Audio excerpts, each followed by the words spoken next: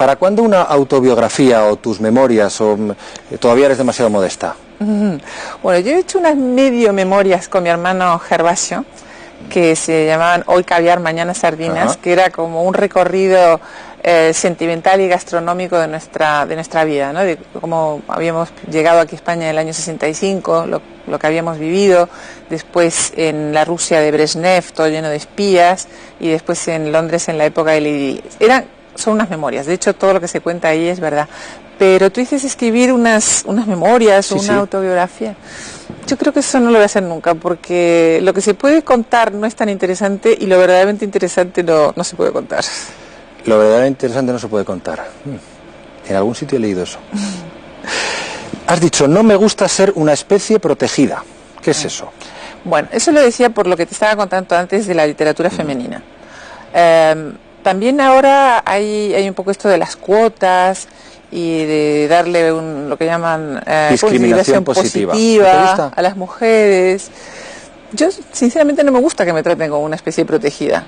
Yo creo que siempre he pensado que si yo tenía talento, que si yo era suficientemente tenaz y perseverante, conseguiría lo que me había propuesto. Y me ha costado bastante y he tenido muchos contratiempos, pero estoy orgullosa de lo poco o mucho que he conseguido. Y ha sido por mi esfuerzo, no por ser una especie protegida. Algo más que has dicho tú, que estamos viviendo la revolución de la mujer y que toda revolución tiene una parte sangrienta. Te refieres, creo, a la violencia machista. Sí. ¿Cuándo va a terminar esto?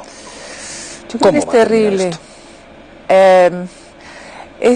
Es muy terrible porque mucha gente piensa que es un tema generacional, que son los hombres de determinada edad y que tiene que ver con la educación y todo lo demás, pero está comprobado que también se produce en chicos muy jóvenes, ¿no? Hay maltratadores y asesinos de 19, 20 años. Entonces, yo creo que es un problema tan serio que no se puede hacer así un diagnóstico a la violeta. Vuelvo un poquito a lo que te decía antes, es una revolución. O sea, nosotras las mujeres siempre habíamos tenido un papel subordinado y ahora tenemos un papel mucho más activo en la sociedad y eso lamentablemente crea unas fricciones que antes no existían. Así que yo no me atrevo a hacer un diagnóstico, yo creo que es un problema muy grave y con el que todavía tendremos que convivir. Carmen Posadas se casa muy joven, se separa y aparece en tu vida, Mariano Rubio, que tiene 22 años más que tú. De todos los que te criticaron, que yo recuerdo que fueron muchos y muchas, ¿ha habido alguien que años después te haya pedido disculpas mirándote a la cara? Bueno, no, pero tampoco lo esperaba realmente. Yo siempre tuve muy claro, yo soy uruguaya y nosotros los uruguayos nos llamamos los orientales. Porque vivimos de un país que ni siquiera tiene nombre, es la república que está al oriente del río Uruguay, así que nosotros somos los orientales. Y yo soy muy oriental en el sentido, de lo que se conoce normalmente, pero no de China, pero sí en esa mentalidad de decir, bueno, el tiempo lo pone a todo en su sitio y a cada uno en su lugar, y si yo sigo perseverando, como te decía antes, y trabajando, al final, si tengo un cierto talento, me reconocerán los méritos. Y entonces, bueno, me ha divertido la pelea, debo decir. Mientras decían, es una revista, es una sudaca, es no sé cuánto. Así que yo siempre decía, ya veremos. La virtud oriental de la paciencia. Sí. ¿Crees que alguien pensó al principio de vuestra relación, que estarías con él hasta el final, en el sentido literal? Bueno, espero que la gente que me conocía de verdad, sí. ¿Qué significado tiene para ti la palabra corrupción? La palabra corrupción es como si dijéramos, un efecto secundario de la democracia y de la política y no digamos ya de las autarquías, ¿no?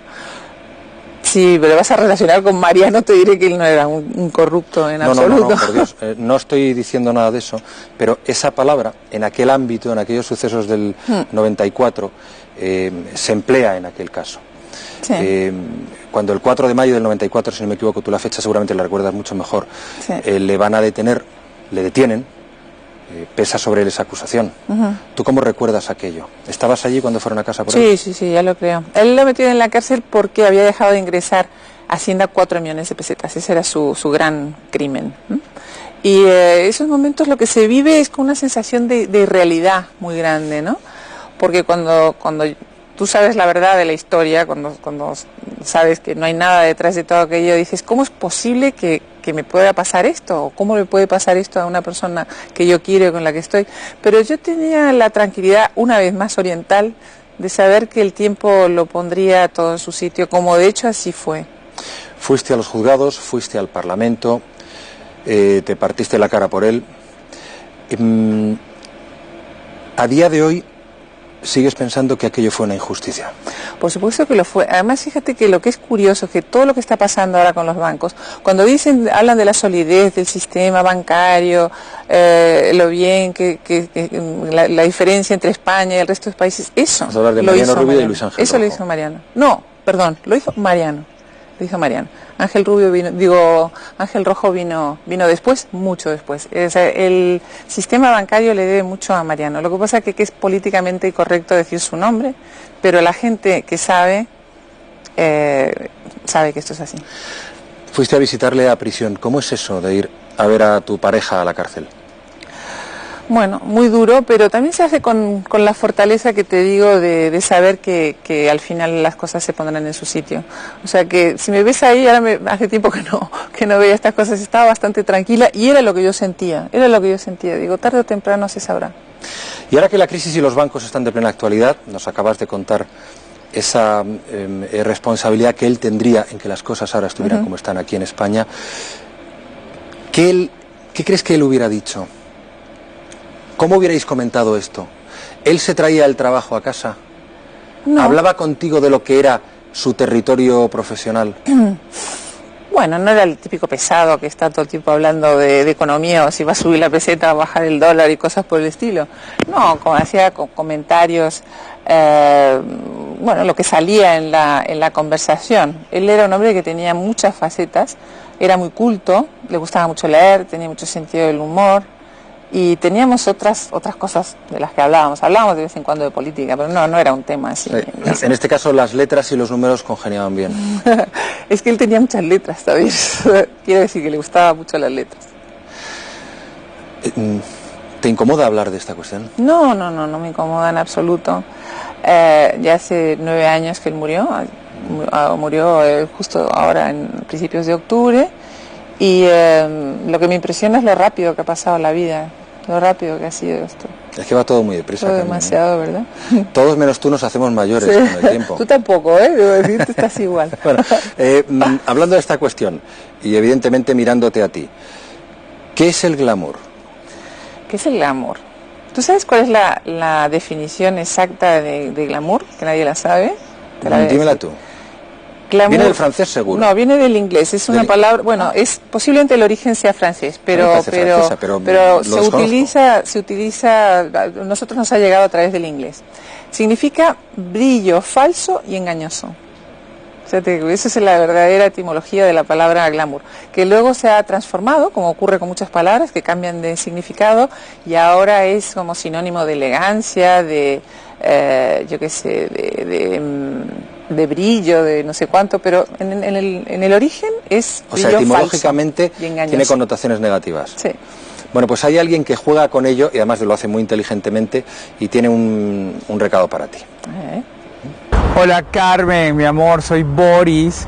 Quería, como siempre, mandarte un saludo, que te diviertas, que te entretengas con la entrevista, que te relajes, que hables todas esas cosas maravillosas que siempre sabes decir y envolvernos divinamente con ellas. Pero yo siempre tengo millones de recuerdos tuyos, ya lo sabes, pero el que siempre me ha marcado más es la primera vez que fui a tu casa aquí en Madrid y nos diste ese pisco sour. Y yo siempre digo y siempre recomiendo que el mejor pisco sour del mundo no está ni en Santiago de Chile ni en Lima, Perú, sino que está en casa de Carmen Posadas en Madrid. Y se me ocurrió que ya que estás allí con nuestro amigo Lucas, le comentes o le enseñes quizás a hacer ese pisco sour esta noche. Muchas gracias, Boris, por ponerme esto en suerte. Por favor, Carmen, ¿de qué está hablando Boris Izaguirre? ¿Te ha gustado la idea, no? Me ha gustado mucho la idea. Pues mira, la verdad es que es buenísimo, ¿eh?